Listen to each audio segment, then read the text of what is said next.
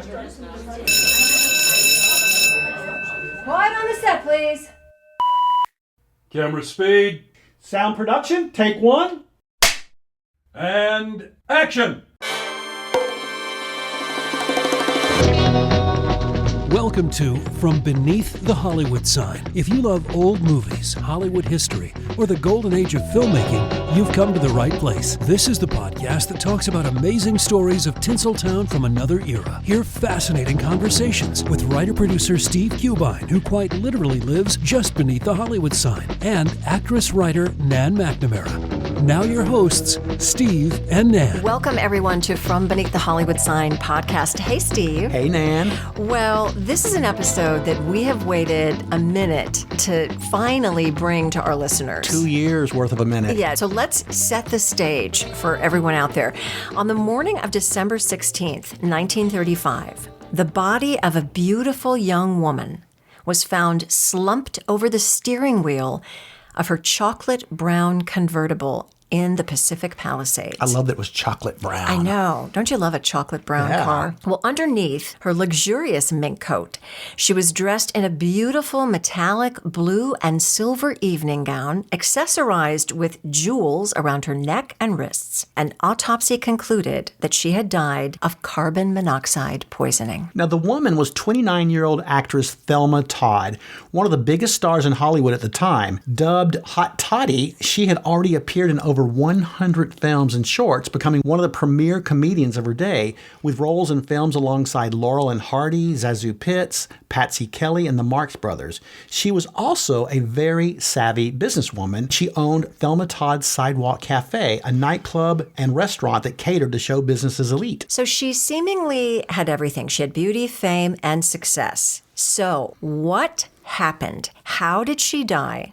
Was it an accident, a suicide, or was it something more sinister? Well, today on From Beneath the Hollywood Sign podcast, we are going to dive into this mystery, and we're so excited to be joined by Sandy ADOMAITIS, host of the podcast that we love called The Writers Hangout. And if you haven't listened to that podcast, it's really incredible. Sandy really brings in great guests, and she talks about what it takes to be a professional writer in this town. We guested on it 2 years ago, and we had so much fun. We're so excited that Sandy's here. A little bit about Sandy. When she first arrived in Hollywood, she began performing comedy around town. I love that. Which I love that. Which this led to a writing career that saw her writing a lot in animation. And in fact, she was nominated for a Humanitas Prize for ABC's Recess. Wow. Now, Sandy has worked in script development for both television and film, and she has hundreds of hours of television production under her belt. In 2022, Sandy and her co-host, Terry Sampson, began their podcast, The Writers Hangout, and it really celebrates the many stages of writing, from inspiration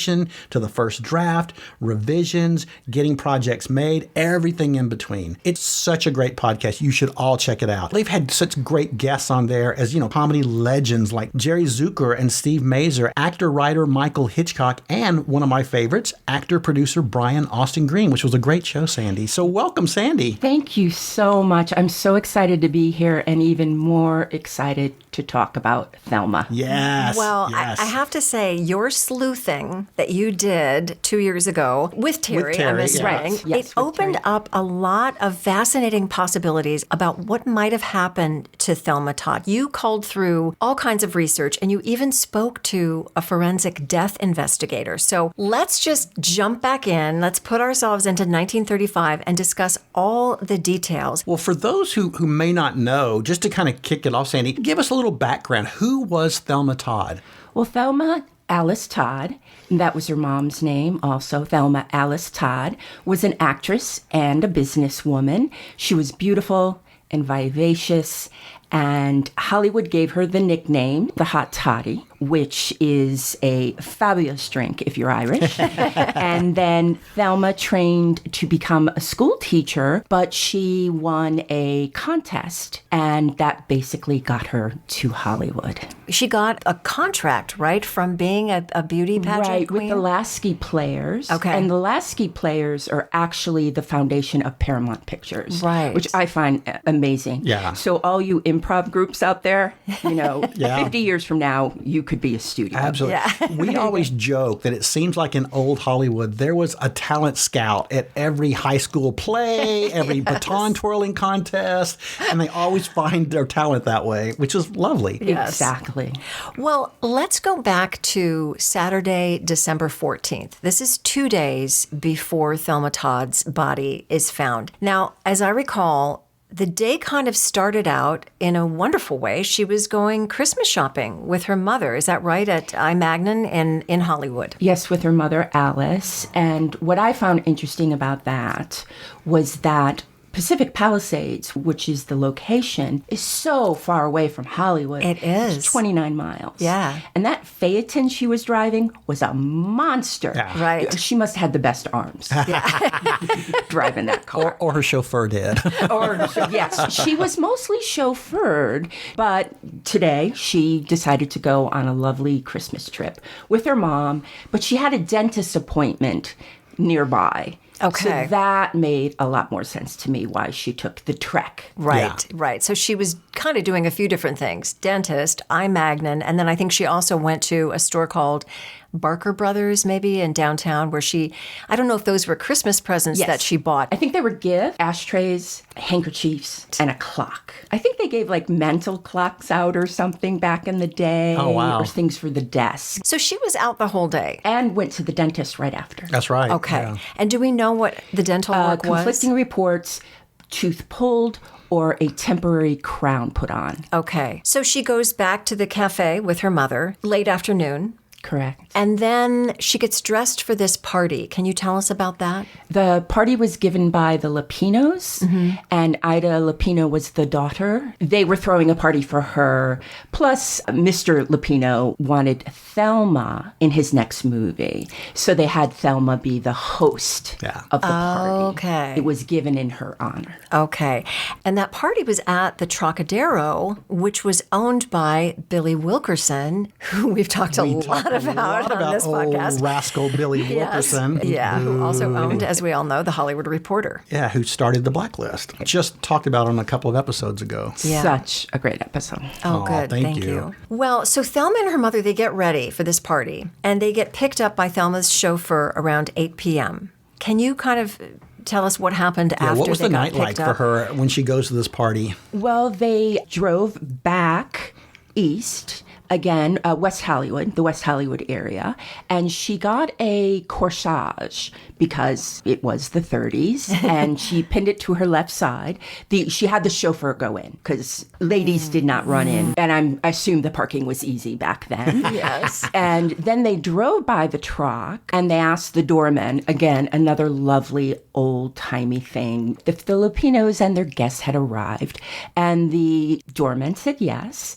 So Thelma decided to go in, and then the driver brought the mom home. Okay. And she lived in West Hollywood. It was a lovely evening.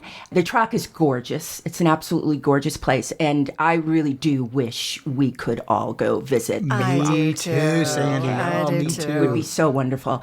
When they were dining, everybody noticed to her right, to Thelma's right, the seat was empty. So that was very curious. Interesting. And then, on top of that, her ex-husband, Pat DeChico, showed up.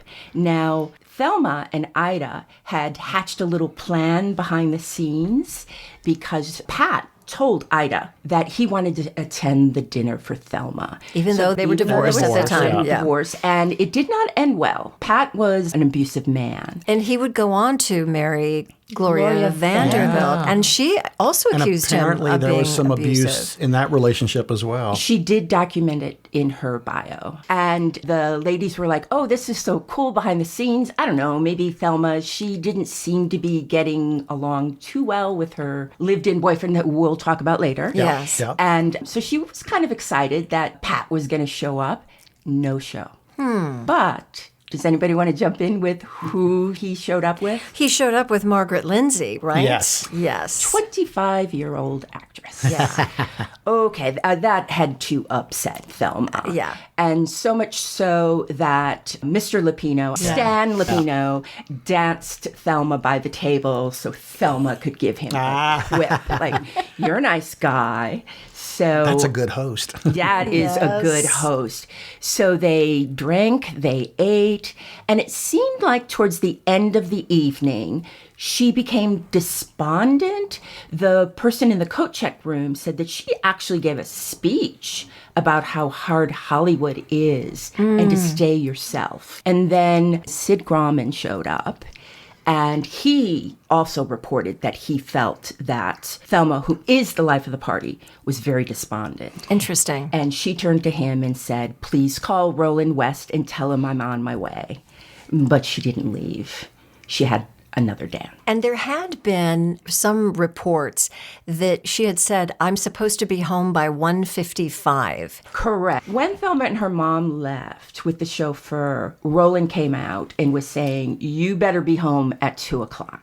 So I could see myself in my 20s wanting to push that boundary so much. Yeah. And saying, Especially- I'll get home at 1:55. Yeah, you're having a great time. You're with your friends. You're being honored at this party at the Troc. Yeah, definitely. And I find it's always a good idea for a guy to tell a girl exactly when to be home. that usually goes over really well. Yes. Especially when you're not even married. Yes. When you've got a wife up the hill. Yeah, I know. We'll get into that. That's the thing. Well, she has a last dance with her friend Arthur Prince. Is that right? Who Yes, was a dance instructor. dance instructor, teacher. yes. And he also commented that her mood had changed from the beginning of the evening to Yes. the end. I think she had some interactions with those businessmen. And I think that's okay. when she became despondent. Something changed her mood. Not Yeah. quite sure. Yeah. A lot of the issues I think that maybe she was addressing in terms of the industry being so difficult, part of it was they were constantly harping on her to lose weight. Once again, another thing a woman wants to hear. I find that when men tell women to lose weight, that usually ends well, That too. usually ends really well. And, back then it was diet pills. Horrific Barbiturates. diet pills. Barbiturates, yeah. Kyle Finney, who was the forensic investigator, said that the type of medication that she could have been using ate your stomach. Just ate Yes. your stomach. But you looked good. Yeah, but so there you go. She finally leaves the Trokadero. Do we know what time she left? It was definitely after 2 a.m. when Okay. she was Good supposed for to be her. home. Right? You'll show him. And so her chauffeur is driving her back to Pacific Palisades, as you rightly pointed out, quite a ways. So Yeah, he went through lights, and she usually would be chatty, and he said she was not chatty that night. She Okay. did not take down the partition, Okay. and she did not chat. So we think she probably got home around 3-ish, maybe? Yeah. So what happened when she got home? Well, she declined her escort by the chauffeur to her door. Okay. Very strange. And the rest is a mystery. Can we just set up how the property, Physical location. the physical, because this is Yeah. key to Yes. what we're going to be talking about in the second half. So as I understand it, the cafe was literally on the street level. PCH And it's still On there. You PCH. can still see it today. survived the fires. It did. So the second floor was where her apartment was. Correct. Correct. And then there was another club, kind of an exclusive club, Club Joya. Club Joya. And was that above her apartment? Correct. Okay. And then there were these stairs. I believe it's over 200 stairs In the back of the property, built into the hill. that brings you from the cafe at the street level all the way up to the very tippy top, which is Pastino where Drive. Pastino Drive, which is where the garage is. Correct. It was about 1,000 feet Okay. up. Once you got up, you had to walk about 1,000 feet to the garage. To the And garage. that was also where Roland West's mansion was. Past the garage, Right. further up, grander up, Yes. was the estate of Okay. Roland West, who was a very successful screenwriter and director. Roland West and his wife. There is that little element. Yes, so there Yes. is a triangle here that Carmen. could possibly play into this as well. Well, before we get into what happened after Thelma Todd got home, it's time for this week's Hollywood Pop Quiz. And the pop quiz question today is, we often talk on the show about these silly nicknames that studios thrust upon their stars, especially their female stars. Let's Yes. point that out. Yes. Ann Sheridan was the oomph girl, and Marie McDonald was the body. Very misogynist. What was Thelma Todd's nickname given to her by the studio, and how did she get this nickname?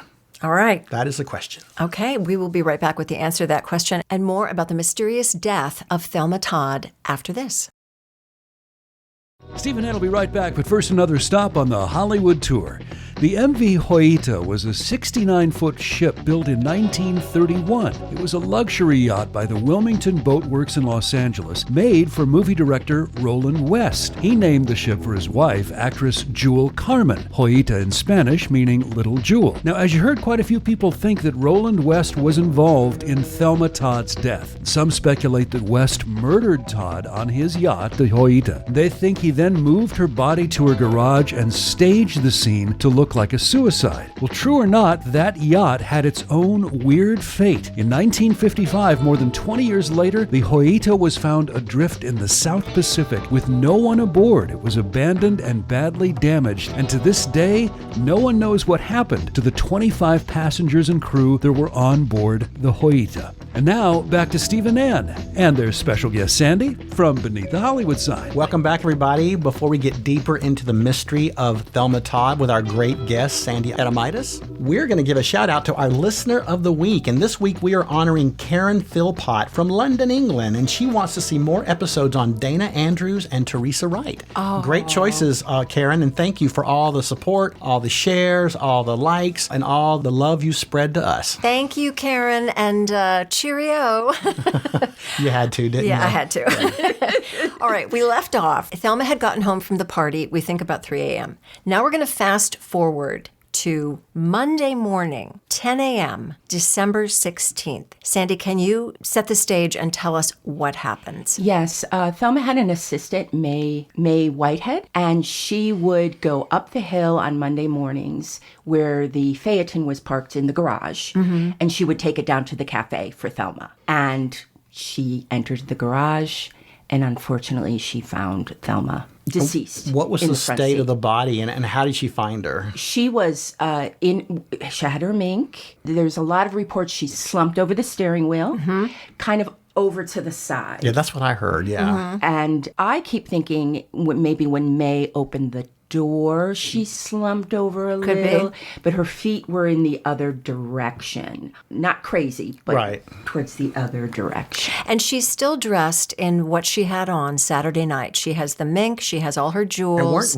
weren't the jewels worth like 20 grand that she was wearing? On the button, 20 Yeah. grand, all still there. Yes, Wow. everything was So still it was there. not a robbery. Not a robbery. Right. So May, who must have been absolutely devastated, she goes down to the cafe, is that correct? And gets Roland West. Yes, And then the two of them go back up to the garage. correct. Roland West goes into the garage by himself to examine Thelma before the police have even arrived.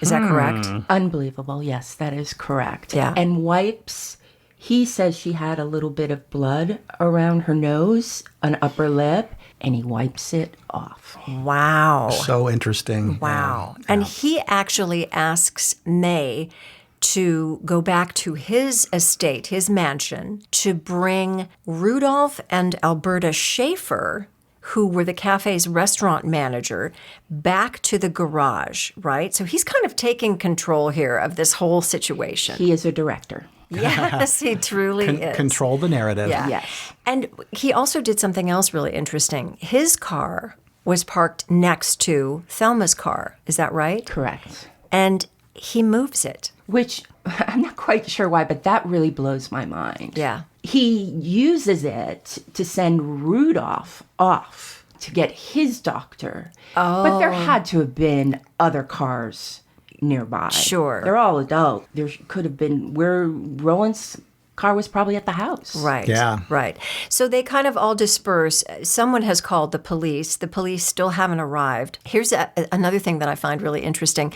Alberta Schaefer was his sister-in-law, was Roland West's sister-in-law. Well, those two are left alone with Thelma's body. Unbelievable. Again. Oh, because he also sends May away again. Yes. Because somebody had to call Thelma's mother. Exactly. Yes, Alice. Yes. So May goes to call Alice. So now Roland West is again left.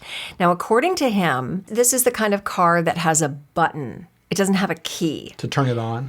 Correct. So the button is in the on position. Is that correct? Correct. But the car was not running. Correct. Was there any gas Yes. left in the car? Yes, there was gas left in the car. Okay, so that's fascinating to me. I know, because I've heard some reports that it had run out of gas. Then I've also heard that no, there was gas in the tank. It was just not running. If Right. it had run out of gas, though, then that isn't a mystery. They stopped at a gas station on their way back. From the party. Yes, the Mueller Brother gas station on Sunset Boulevard. Okay. So there was And gas. yes, there was gas. So what are the theories of why she was found the way she was? Well, a couple of theories. Thelma was locked out of the building her apartment was in and went to the garage of Wes's house, where she got into just to get warm. And she made the fatal mistake of leaving the engine running with the garage door shut. Okay. I don't buy it. Well, a couple of reasons why I don't buy it either. First of all, didn't she have gloves with her in her small little purse? And her gloves were not on her hands? I believe there were gloves in the Phaeton and not Yes. in her little small purse. Okay, so if she was cold, why didn't she put her gloves on in addition to turning on the car? Right. And you can say, oh, she's drunk, she's been out. A, she wasn't that drunk. And B, even drunk people can pull the blanket down from the couch. Yes. You know, when you pass out, Right. you can handle and get yourself warm. Right. Well, and the other thing that first theory that you described, you have to buy into is the fact that she was locked out and she would not pound or knock or yell or say, hey, or break a window pane like she did once before. Exactly. And she's an actress. She's a Exactly. privileged woman. Yes. Why would she go, oh, I guess I'll just go back down to the car? Ronald Or up West to the said car. she's such a sweet gal. She didn't want to bother anybody inside the building. What do you think of that? BS. Yeah. Exactly. Pure BS. Yes. Yeah. Yes. Interesting. December. It's, as we all know, it gets so cold at the beach. It does. Oh my goodness. She's the gonna- wind yeah. up on those hills. She's going to bang on that window until somebody lets her in. Yeah. Well, then we go to Thelma took her own life in the garage because she was upset about some lover in her life. And I personally don't even like to entertain that one. Yeah. Right. But then when we had Kyle, the death investigator, really kind of opened my eyes to the fact that, you know, sadly, people don't always plan this. And you become despondent. And we know she was sad at the party at the Right. end. And they can then end their life. Right. Although, didn't she have like 100 Christmas presents up in her how do apartment you- ready to be given away? How do you feel about that? And she had all those Christmas presents. She was ready to start a new movie, or she was in the middle of a new movie. And she was close to her mom. She had family support and love, and she had boyfriends and this fabulous life as an actress. So I it mean, sounds like all three of us are saying Should- BS to yeah. this suicide. And from what I've read about this case, there's no one who knew her that said there was even a modicum of suicidal thoughts about her. That she was nowhere near suicidal around that era. So Right. I don't buy it. I don't think she killed herself. Then there was Lucky Luciano, Oh yeah. the mobster, who they say, it has been reported, he wanted to set up a casino on the 3rd floor of her restaurant and had Thelma killed for saying no. This theory supposes that after Thelma was dropped off at the cafe, someone with ties to Lucky picked her up again, killed her, and put her in West's garage. There was never any evidence that Todd or Lucky ever even met. Right. Right. Interesting. There are some reports that we can get into with Mrs. Ford and her still being alive, that there were people that saw her and some dark stranger, in quotes, buying a Christmas tree Sunday night Correct. After she supposedly was dead. after she yes. was already dead. Was that Lucky Luciano? Was that, who was that? You know, Yeah, really fit into that narrative perfectly. Yeah. And wasn't there an owner of a cigar store downtown who also had a sighting that happened post supposed death? Correct. The police really felt that this store owner was a good person of character. Okay. So they invested a lot into this. And he said that she came in, she was very distressed and fragile and weak, and she asked him to place a phone call for her. But he couldn't because another customer came in and she placed the phone call for herself. There are lots of people that post her being supposedly dead Yes. claim to either have talked to her Right. or seen her. Can you talk about the Mrs. Ford aspect of this story? Mrs. Ford is just so interesting. She's the wife of Wallace Ford, who is an actor. And they lived in the valley off of Laurel Canyon. And they were throwing a party, and Thelma was invited. And Mrs. Ford swears up and down that Thelma called her the day of the party, Sunday, and said, "Can I get to your place by Ventura?" And she said yes. And then she said, "You are not going to believe who I'm bringing to the party. You are just going to die." And then she said, "Oh, by the way, I'm still wearing my evening clothes." And Interesting. this all they described as the dark person. Yes. And her having the same evening clothes on, I feel kind of just feeds that narrative of a wild actress. Yes. Right. You Yes. know, it's Who knows what she's capable That of? madcap woman. Yes, Yeah. exactly. Correct.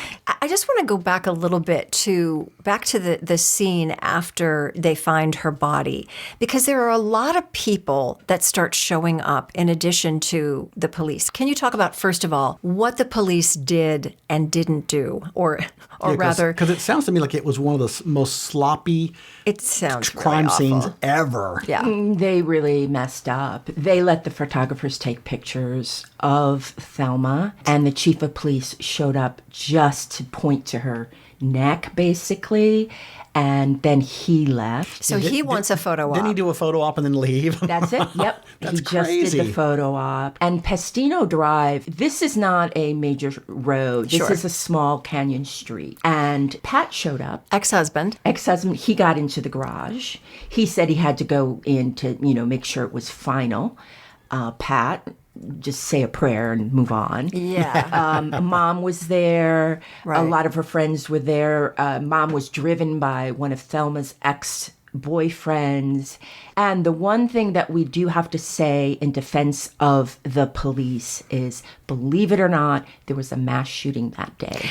That's I forgot about the mass shooting. 7 people Yes. were murdered. Which took away some of their force, I'm sure. Correct. Yeah. Correct. Yeah. And she was there in the garage for quite a while, and then they took her for the autopsy. And I believe the hospital was in Santa Monica, which would be the closest kind of bigger town back in those days. Yeah. Some of the things about her body that I found interesting. Can you talk a little bit about, I think it was the medical examiner talked about specks of blood around her mouth, even though we think that Roland West wiped them off. But then there were some reports that her nose was broken or that she had cracked ribs. Can you There talk about were that? exactly that her nose was broken. And if she even slumped forward on that steering wheel, Yeah.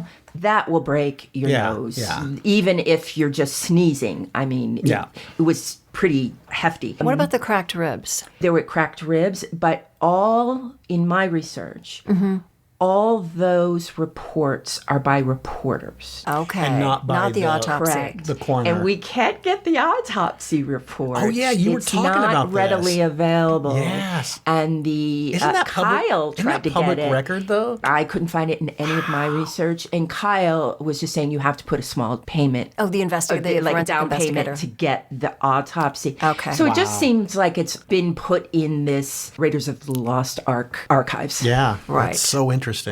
So we've covered the basic theories. What was the coroner's official ruling of what she died of? Asphyxiation. Okay. From carbon monoxide. Yes, which we knew she was aware of because they were making advertisements. It was a time when people did know about that. Right. So it wasn't that she was just not aware of what could Right. happen. Right. Right. Yeah.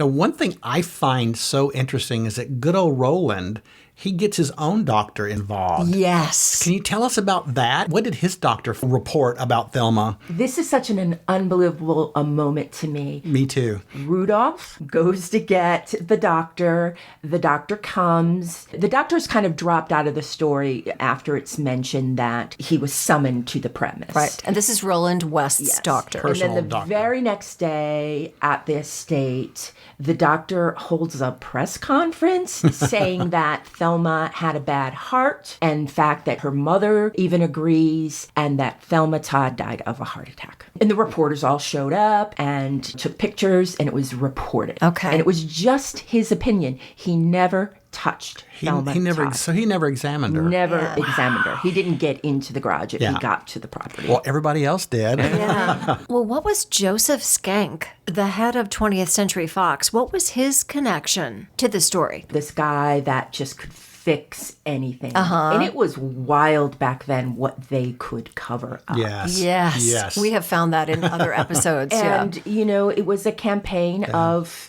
this is just an accident. Her death was accidental, but that's just like something a studio would say. Well, Right. I'm sure they wanted to get all the bad publicity off of the studio. Right. Like, you know, God forbid they gave her diet pills that killed her or whatever the case may be. So I'm sure they just want a nice little clean suicide and put this to Right. bed. Roland West was considered a very big talent, so they wanted to protect their talent. Yeah. But it breaks my heart about they had a talent that made them tons of money. So And much Thelma Todd. money. I mean, she was a cash cow for them. Right. Yeah. Expendable. Yeah. Yeah. Can you talk a little bit, Sandy, about the other rumors that Thelma Todd, was being threatened with extortion? Another brick in the wall. She was literally being extorted, getting drawings of like the Ace of Spades Oh, how and the Queen of weird. Hearts and stuff like that. Oh, wow. And threatening her. The FBI actually got involved and they stayed with her. She got bodyguards. She got tired of them, dismissed them. She heard again from the person threatening her and decided, F it, I'm going to just go meet him myself and end this. And when she got to the meeting place, he said, we're going to another place. And she Thelma's said no fool. No. She said no. And it turned out to be a gentleman who was mentally unstable. Okay. So supposedly those cards had nothing to do with her death, but come on. Yeah. No. Yeah, that's interesting. Have we talked about the slippers? No. Can we didn't- talk about the slippers? Yeah, because that's another thing that was kind of a mystery is that her shoes. Can you talk about those and all those steps? Yes. They wanted to know, did she walk up all those steps? 271 steps. And wouldn't her slippers be really wrecked? If you're walking 271 steps, what's going to happen? They're going to get so scuffed up. Yeah. Yes. But she was already dancing. Yeah. Right. So they could have got scuffed up dancing. But yes, they wanted to prove that. And didn't he have somebody put on the shoes? Yes, Or similar he did. shoes? Can you tell us about Yes, that? they actually hired a woman the same height and weight of her and put her in similar type of shoes and sent her up the stairs. To see what would happen. See what would happen. Okay. Yes. And were the shoes scuffed Yes. up? Yeah. Okay. Wow. Well, I guess what I want to know now is, what do you all think happened? Sandy, after having gone through this, I know, and because you've done a deep dive. You've done a deep You've done dive. so much research into this. Well, I'm with Hal Roach. On Hal Roach, not to be dramatic, supposedly it's like practically on his deathbed, finally confessed. Hal Roach is the legendary Hal Roach Yes. of Hal Roach Studios, and they did Spanky and Our Gang Yes. and all that. He was, you know, as big a player as you could possibly get in those days. Right. He said that Thelma did knock on the door and that what had happened was West bolted the door and she didn't have a key to the bolt. She only had a key to the bottom lock. because there was a single key found in her small bag. And they argued, and she said, I'm not going to stop partying. In fact, I have a party today. I have a party at the Fords, and I'm going to go now. And that she left West and went up the hill, went to her car, and West locked her in To the garage. to the garage to keep her from going anywhere. Okay. And then he just went back down the hill and went to sleep, and that she turned on the car, fell asleep, and died of carbon monoxide. The next day, West came up, found her dead, which was Sunday, and didn't know what to do. So he just closed the doors and went back down to the cafe. And he was known to be obsessed with Thelma, always wanting to know where she was. He never searched or asked. Wow. Because that's a long time from 3 o'clock on Sunday morning until Monday at 10 a.m. Yes. That's a long He time. checked on her. Oh, and yeah. just went, Yeah.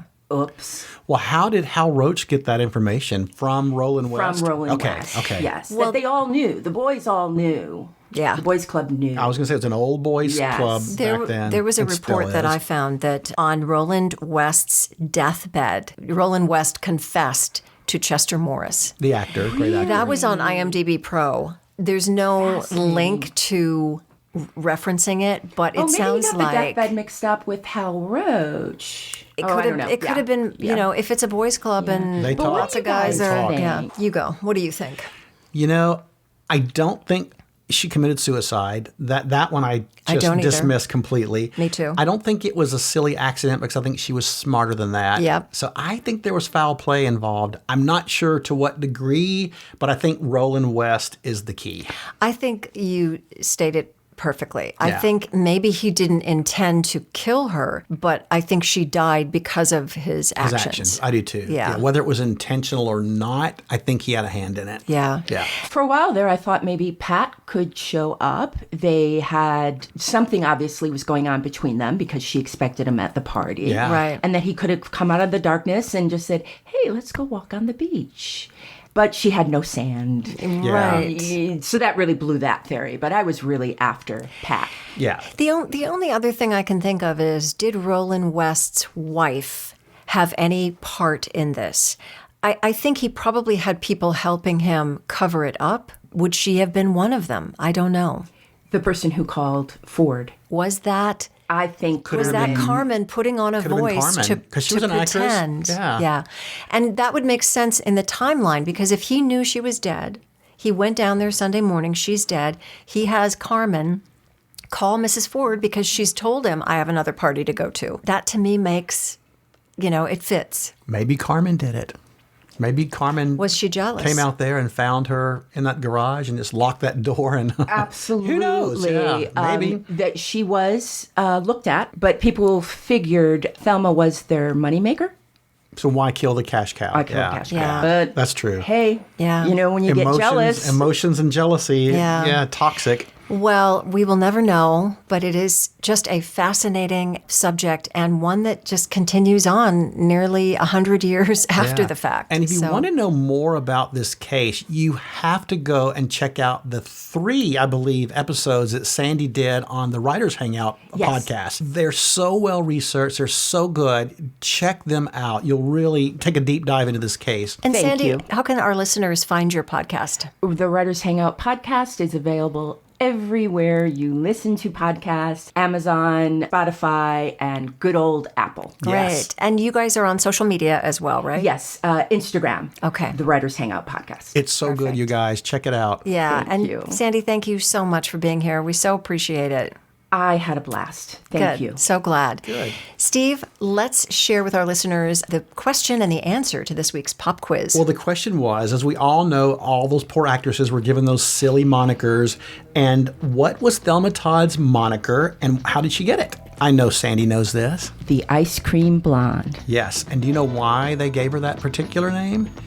Because she was blonde and fluffy like good old ice cream. That is so cringy. Cringe. But I will ask my hairdresser the next time I go in, please give me the Ice cream blonde. Oh, that's funny.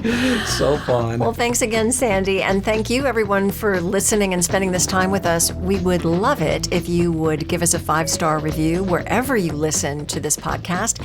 And if you watch us on YouTube, please give us a thumbs up and subscribe. Also, we'd love it if you'd follow us on social media. Our handle is @FromBeneathTheHollywoodSign. And we love your emails. Please keep them coming. You can email us at info@FromBeneathTheHollywoodSign.com. That's this week's view. From Beneath the Hollywood Sign. You've been listening to From Beneath the Hollywood Sign with Steve Cubine and Ann McNamara, the podcast that celebrates amazing stories of Tinseltown from its golden era. Join us next week for another episode. and learn something else about Hollywood you probably never knew. Take a moment and give us a 5-star rating and a positive review, and tell your friends about us too. It'll help grow the podcast. Visit Steve's website at FromBeneathTheHollywoodSign.com. The executive producers are Steve Cubine and Nan McNamara. Executive producer and post-production supervisor, Lindsay Schnebley. Associate producer and researcher, John Price Ritchie. This podcast is part of the Airwave Media Podcast Network. Visit airwavemedia.com to listen and subscribe to their other fine shows like The Box of Oddities and The Shallow End with Schnebley and Toth. Copyright 2026, all rights reserved.